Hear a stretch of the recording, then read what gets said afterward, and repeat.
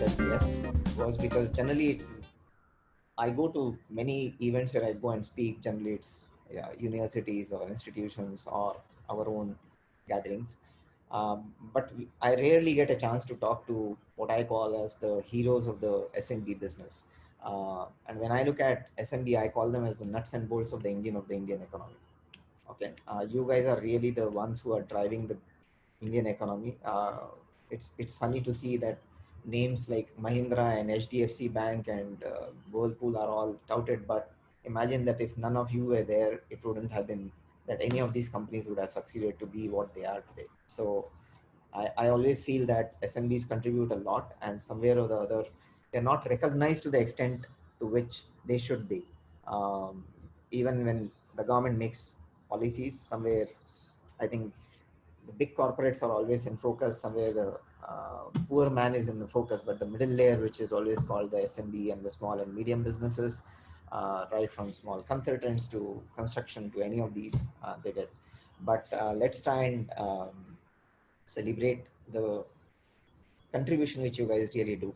I know last 7 8 months have been really tough. Even we guys who work for large corporates have seen that.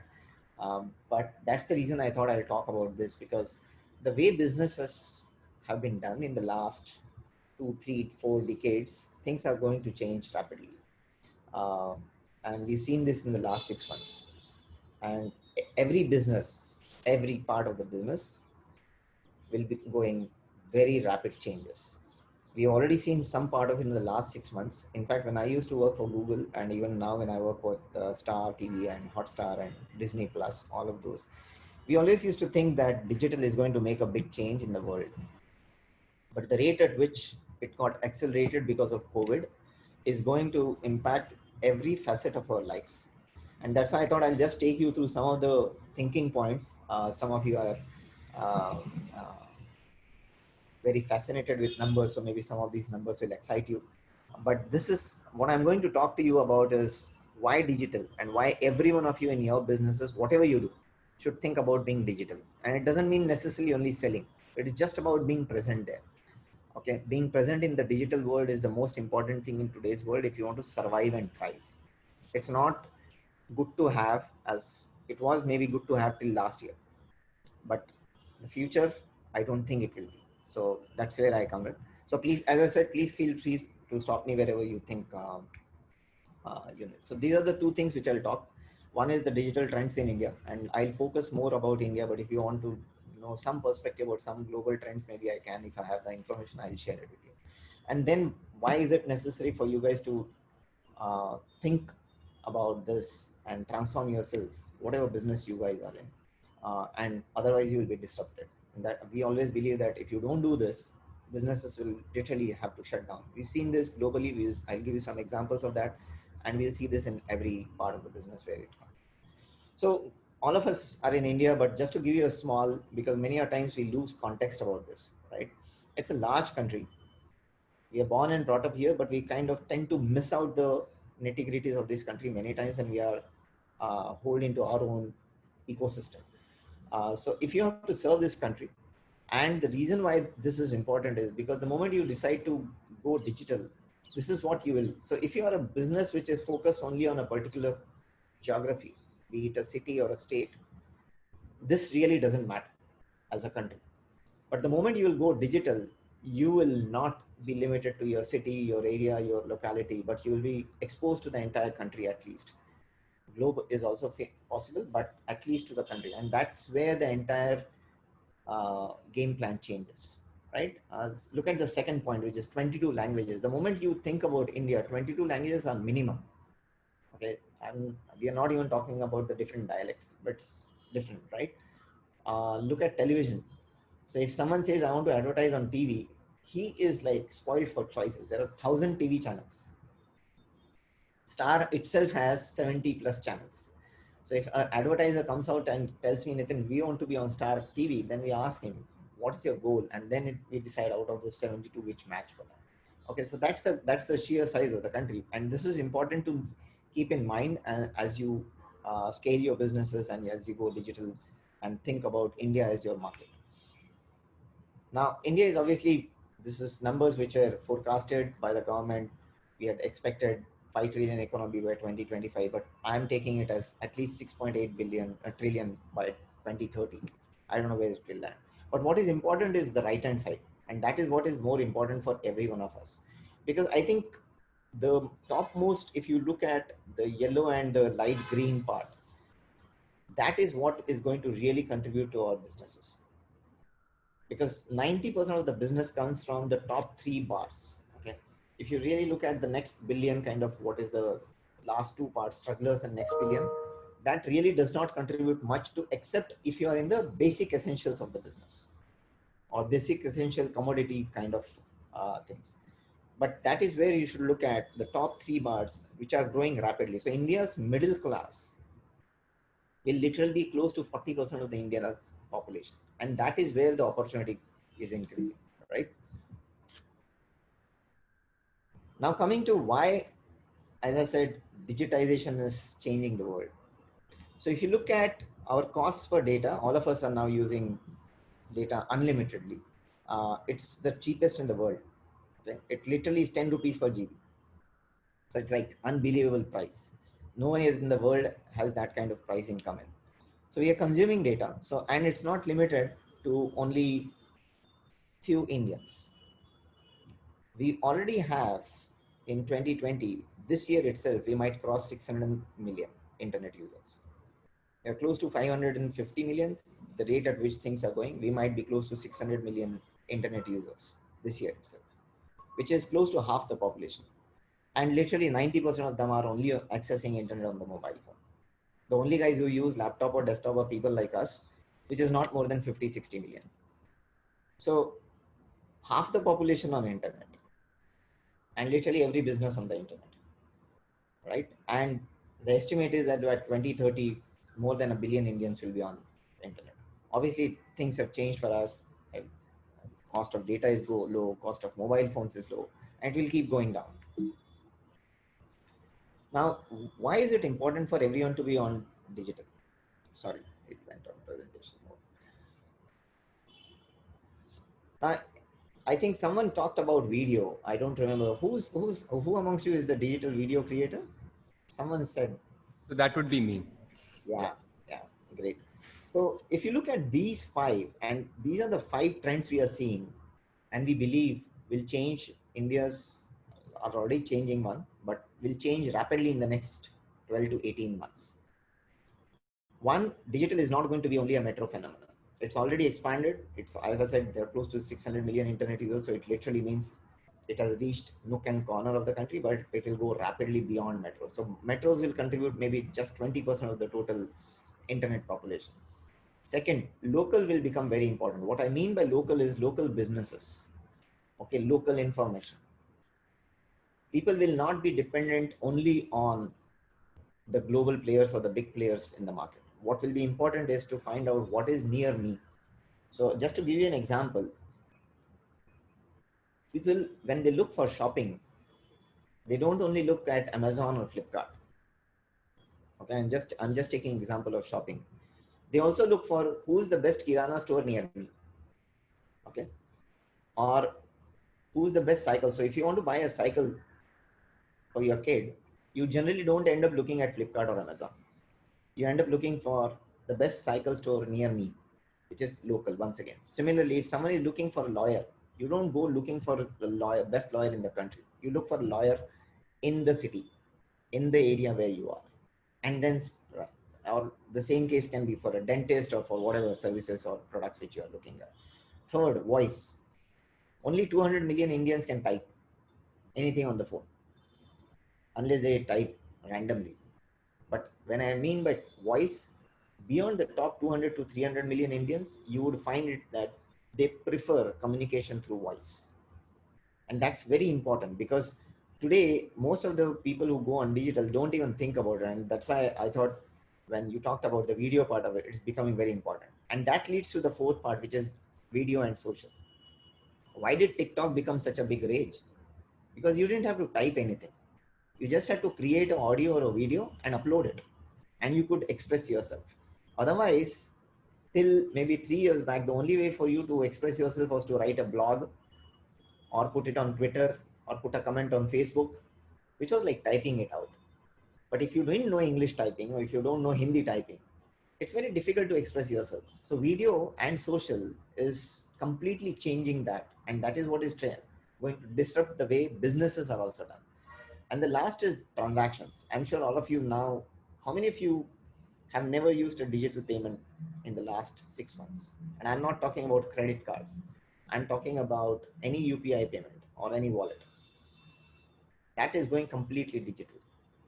So the expectation is that in the next 5 years, and I'll talk about some numbers there, expectation is that if you are not digitally enabled on your transaction, you will lose out big time.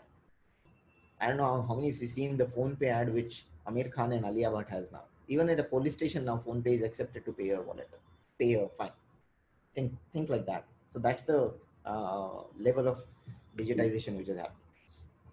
I talked about this, but just to give you an idea, 45% of internet users will be women. 4x growth in rural internet every year, literally. Right? So rural internet is becoming big time. They are finding that, you won't believe it. So when I was at Google, I think around 2.5 or 3 years back, we had gone to a small village in Rajasthan. It's around 120 kilometers away from Jaipur. That village has less than 5,000 population. And we were surprised that it had 3 beauty parlors. 3 beauty parlors. And since we were on a research trip from Google, we decided to walk into one of the beauty parlors just to talk to the owner to find out what is she doing there and how is it the business right. And she said since the arrival of internet in the last 5-6 years, the women in that village have become so much beauty conscious that literally everyone wants to be at the beauty parlor at least once a month. And they don't do any fancy stuff. They basically do some simple stuff. And then we asked this owner, how do you really, did you go and attend a course or whatever it is? And do you know she had learned everything through Instagram and YouTube? She had trained herself and she buys products through Instagram. Products are delivered on Amazon through Amazon. She figures out what to buy, which cosmetic products to buy. She figures out the new hairstyles on YouTube and then places order for whatever is required through Amazon or Flipkart. Now think of it that it's going at that level in rural areas. Local. This is what I meant. Everyone now is wanting in local languages because they don't know English. So only 200 odd million Indians know. 20% of India's population can read, write English. So basically you need to communicate with them in Hindi, Marathi, Telugu, Tamil, whatever language they are comfortable with. And that's a simple example of how internet users will change. So if you see the right blue chart of 2020, of the 600 million odd internet users, 400 million will come on local Indian languages, will not be English. So if you are going digital, you will have to think very uniquely of how do I reach out to them. Voice and video I've already talked about. Literally every third query on Google search today comes from voice. So people talk to their phone. They don't type it out. And that's in local language. Okay. This is how growing. And obviously Jio has made this very easy because you can only talk to them. Did you know that 75% of mobile internet traffic in India is only video? And now, in fact, it will go beyond this because of the way OTT platforms are growing. So it would have now touched 80. This is last year's number. So this year, maybe it will be 80%. So 80% of mobile traffic in India is only online video. And YouTube has close to 400 million people who daily, monthly watch it. I don't know how many of you can see this, but see this. This is the impact of social. You can see Zoom, you can see Facebook, WhatsApp, and look at the number of messages, for example, on WhatsApp. Every minute. So close to, I think, 41 million or something. I don't know what, I'm not even trying to read that, but that's the kind of impact which digital has. Now, the reason I'm showing you all this is because this is where the world is headed to, whether we like it or not. And it's not about, and once again, going back to the previous slides, the way I said, it's not about the top 100 cities or top 50 cities or top 20% population. But literally already 50% of the population is moving towards that, has moved to this. And in the next 3 years, 75% of India's population will be influenced and be using digital. So if you're a business person, whatever kind of business you are into, be it right from consulting, construction, whatever it is, the way to reach out to your consumers audience will be digital. I talked about digital payment. Look at this. This e-commerce. Last year, $35 billion, expected to be around $200 billion in 2025. So it will be close to 20% of India's retail business. And this is not only Amazon or Flipkart or Myntra, but this literally is everyone, includes everyone who also sells through WhatsApp groups, who also sells through multiple social platforms. And that is what is now increasing. So as much as Flipkart and Amazon and Myntra will keep on growing, but literally every small and medium player who's listing themselves on Amazon or listing themselves on IndiaMart or listing themselves on any social media platform and able to reach out to the consumer is contributing to this. So that's the way digital will grow, and that's the only way to keep on ensuring that you're growing. Look at the UPI transactions. I've already talked about it. It's growing at a rapid rate. You can't even imagine this growth at which UPI transactions are happening. So cash payment, literally in the last 6 months, in the COVID area, I haven't gone to bank ATM to withdraw cash. All my payments have been done either through my credit card or debit card or Google Pay. So I don't need cash. And that's the way business will be. I don't need to talk about this, but if any one of you are in the loan business or anything to do with financial, that's the sector which will grow exponentially in the next 3 to 5 years. Everything will happen online. Look at Paytm and look at Google Pay and look at PhonePe, what they are doing. You can buy mutual funds, you can take loan, everything on digital.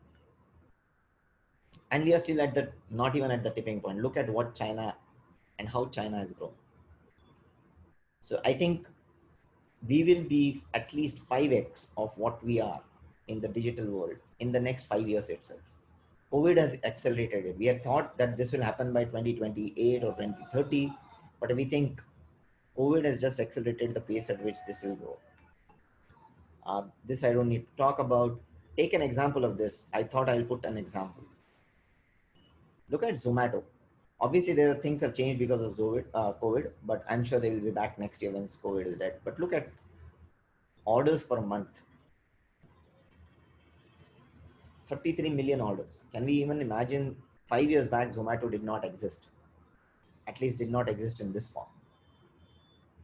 And in 5 years, they have reached monthly order. Literally every day they used to process more than 1 million order.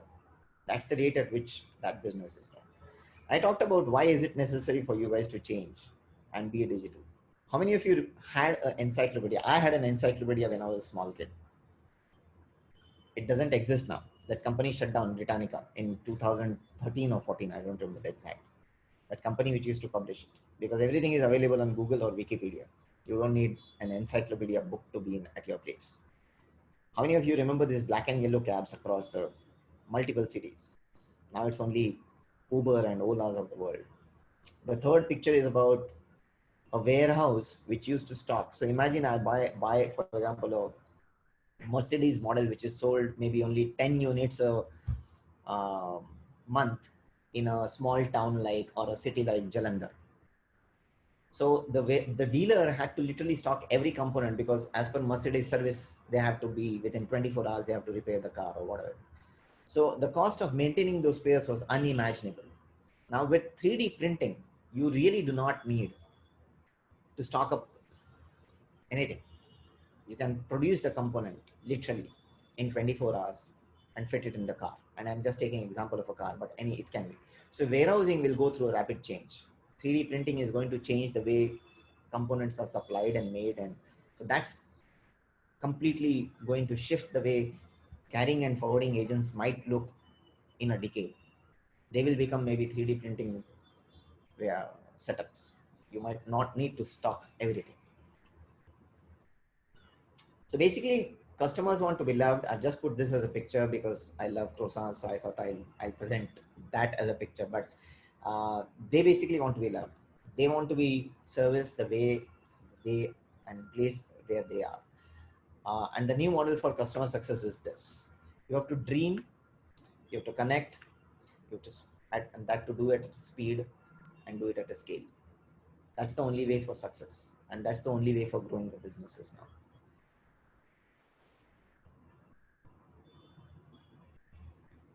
That's it from my side. I stop sharing, but if in case there are any questions, I can come back to uh, presentation. So I have two questions for you. Um, the first question is, in the initial part of the presentation that you said that, uh, uh, the advice was to be present on digital, and I mean, I just want to get into the depth of that, because in my understanding, there are a lot of brands and businesses that are investing in, like, say, having a social media presence. But at the end of the day, what purpose is that fulfilling? Is this probably sharing a good post is all that there is, or do you have to have a deeper intervention when you are going digital? Maybe having a sales funnel, data analytics, having a conversion led website. There are different models that could actually transform many businesses here today.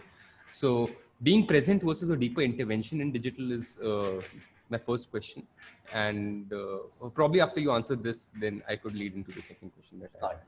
It's a very relevant question. And I'll give you a slightly longer answer for this, because there's no right or wrong. First of all, let me be very clear that this answer will depend on the industry in which you are.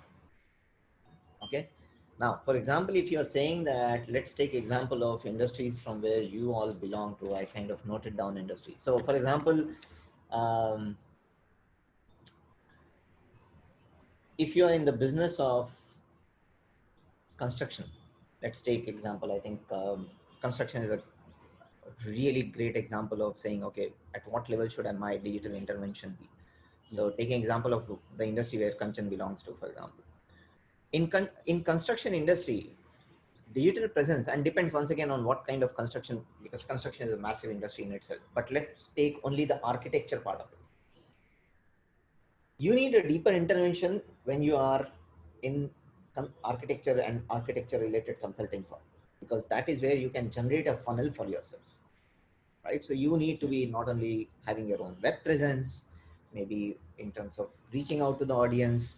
How do you reach out to them? Through social media, or through Google search, or through Facebook, or through Instagram posts, because you need to keep on putting updates on what new creations you've done, so that whoever is your customer starts looking at it and keeps on getting engaged and says, yes, this is what I need to do if I need to renovate my office next time, or my house next time, for example. Okay, that's the way to look at it. But if you're in a pure play real estate developer, Hiranandani, he doesn't really need to use that to generate funnel necessarily, because he already has a lot of other channels where he can leverage that to draw in the traffic. Rather than he investing in it, it's better that he invests on the channels which can bring traffic to him. So for example, he can, if for example, let's take example, Hiranandani is putting up a new property or a new site at wherever, in Thane, for example. He doesn't need to, he can update that on his site. It's good to have that, so that all the information, but should he necessarily use it to generate funnel and invest money in that? Maybe not, because it need not necessarily give him the returns which he is wanting. So maybe it might be a better opportunity for him to say, okay, can I go and invest it on Magic Bricks or 99 Acres, which are already established platform to drive a lot of traffic and leads for me. So the entire sales funnel can come to me from there. But whoever wants a deeper interaction to understand what my property offers, I should have it on my website. So that's an example, right? So if you are in a business of B2C, and that to fast moving B2C, yes. But if you're in a business of B2B, the objective will be very different. So for example, I don't remember the name of the person, but someone from you is into textile manufacturing and supplying it to European countries. That would be Sanjeev, sir. Yes, Mr. Sanjeev. So let's take that example. If you're a supplier to Europe and US, rather than putting a employee cost of hiring resources and reaching out to different B2B vendors in the US and Europe, but if you have an established supply chain and you know how to do it, you might as well start interacting and having a great presence on the net and the web to ensure that you keep on getting leads from different uh, retail chains in the developed markets, because those guys are also sourcing on the net. They generally do not necessarily nowadays send people trying to figure out what it is. So you will have to make it very customized to the industry and the stage of business you are. But yes, if you are a B2C, yeah, maybe you need to keep on engaging regularly. If you're, I'm just taking an example of croissants. So if you're a small bakery shop, okay, I used to stay in Gurgaon. So in Gurgaon, for example, if you have a small bakery shop in Nirvana country, and your target audience is only 5 kilometer people and housewives and kids who live there, yes, maybe create a great Instagram and a social page and keep on updating the new cakes and pictures and of all those to create intervention so that you are reaching out to that audience, and use WhatsApp groups and, for example, whatever it is, to ensure that you entice audience to walk into your store every day. That is leading to lead generation and maybe footfalls into your retail outlet, because you're not going to sell online. You can keep that online selling also, but just in case. So it will depend. Right. And so my second question to you is, taking Star for an example. You did mention that, say, Star has 72 channels, um, uh, a very traditional media approach in terms of, say, advertising, and then Star has Hotstar. So a very quick comparative analysis, say, between traditional media and traditional channels versus how Hotstar is picking up and what the future trends might look like.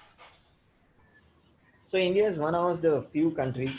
It goes back to the first slide which I talked about, where India. Everyone starts wondering why am I putting India slide to Indian audience, but it's very relevant. There are 22 languages in which you have to reach out to Indians, right? Yeah. The taste, even the cultural tastes are very different. I only talked about the languages, but the cultural tastes are very different, right? Um, I'll give you an example of YouTube first, and then come back to Star. On YouTube, when YouTube was started off in 2009 or 10 in India, 90% of the content viewed in India on YouTube that time used to be English.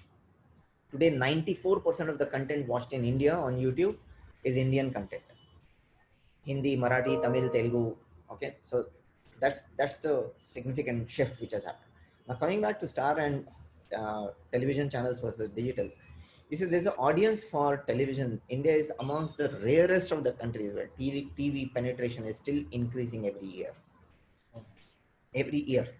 So as of now, as per us, there are close to 120 million of the 200 million odd households which can be reached through television. There are close to 120 to 125 million households who have television cable connection.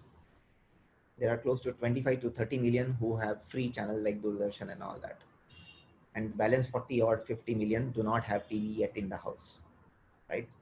So if you look at, and TV is the cheapest medium of entertainment in this country, because literally if you are a free Doordarshan and free channel viewer, you don't need to spend more than 100 rupees to watch TV. People like us also end up getting 500, 800 channels at maybe only 350 to 400 rupees a month. So it's the cheapest form of entertainment in India, and that too for the entire family, yeah, and maybe some neighbors. So think of it. So TV is still growing in terms of reach and audience. US, UK, most of the developed markets, TV is declining. Okay, at least the linear TV, which we call as broadcast TV. Yeah. On the other side, digital is growing, and the reason for that is because people can afford to pay that. In India, for example, if you want to take Netflix, which is one channel, you have to pay 499 rupees a month, which is more than all the television channels per month, right? So there's an audience for digital content, paid digital content. If it's free, that's a very different thing. But paid digital content, our estimate is there's not more than 100 million Indians who can really pay for OTT platform, at least for the next 3 to 5 years. Maybe after that it will change. But the next 600, 700, 800 million Indians will still need television. So India, we might be a country where you will still see for the next at least 3 to 4 years a healthy growth of television and a very rapid growth of OTT. But both will survive at least for the next 3 to 5 years. Things can change dramatically, as we have seen how COVID can impact, but you never know. Thank you so much for your answers. Yes. Sankalp. So thank you for the talk you gave just now. So I was just reading some statistics last week on the Indian mobile consumer, and we still have another 300 millions to be onboarded onto any form of internet, right? they're still using 2G connections as their thing. So you have another 350 million to be onboarded onto the 4G bandwagon itself. So, and when I was seeing, so that's, how do you see that pan out for OTT platforms or for YouTube or whatever?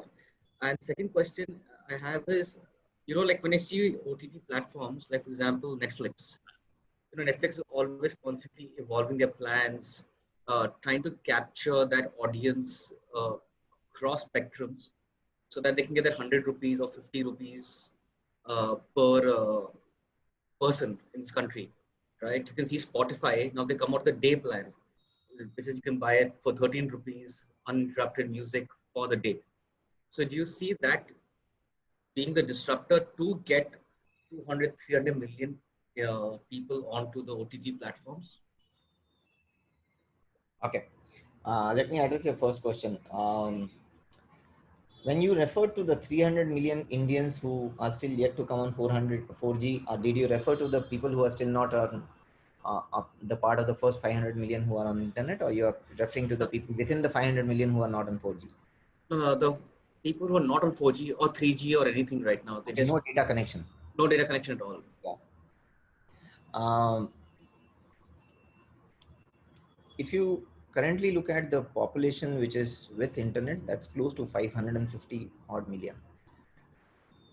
It's very difficult to say whether this number will rapidly grow over the next 3 to 5 years. Because honestly, if you look at the data price today, it is the cheapest in the world. Right. Okay. Even African countries who are poorer than India in per capita income do not have this kind of pricing. Even our neighbors like Bangladesh and Pakistan do not have these kind of tariffs.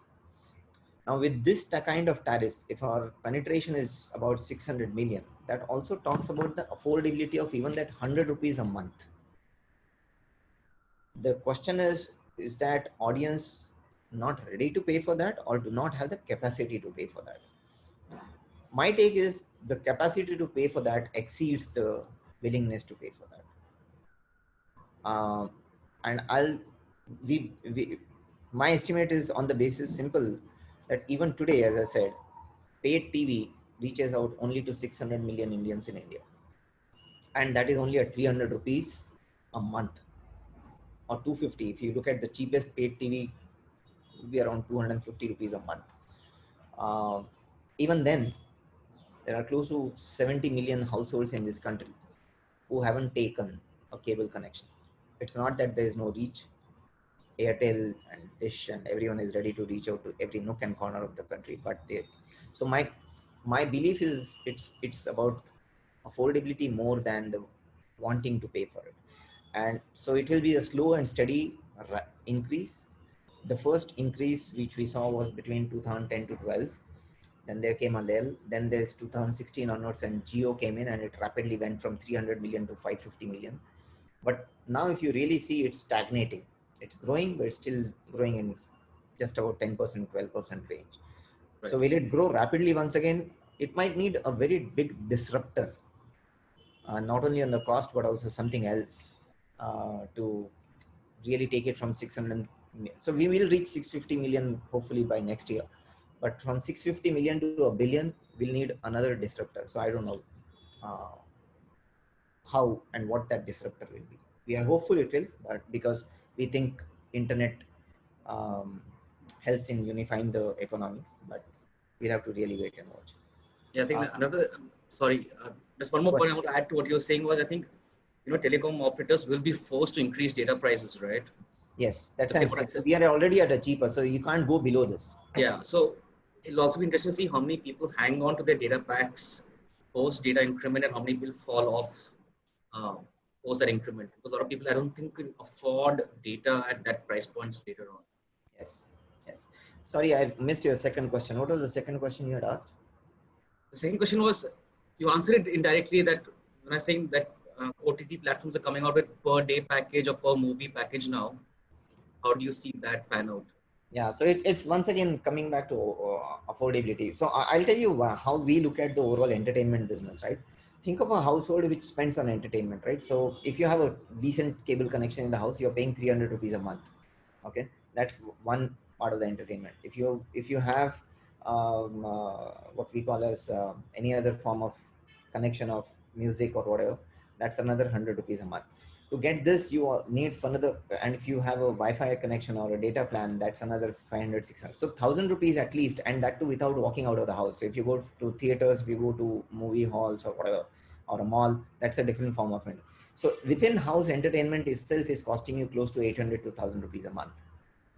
And we have to be mindful of the fact that unfortunately 50% of India's population lives on less than 10 rupees a day kind of Right. thing per capita. So unfortunately, I think that's the stumbling block there. Thank you.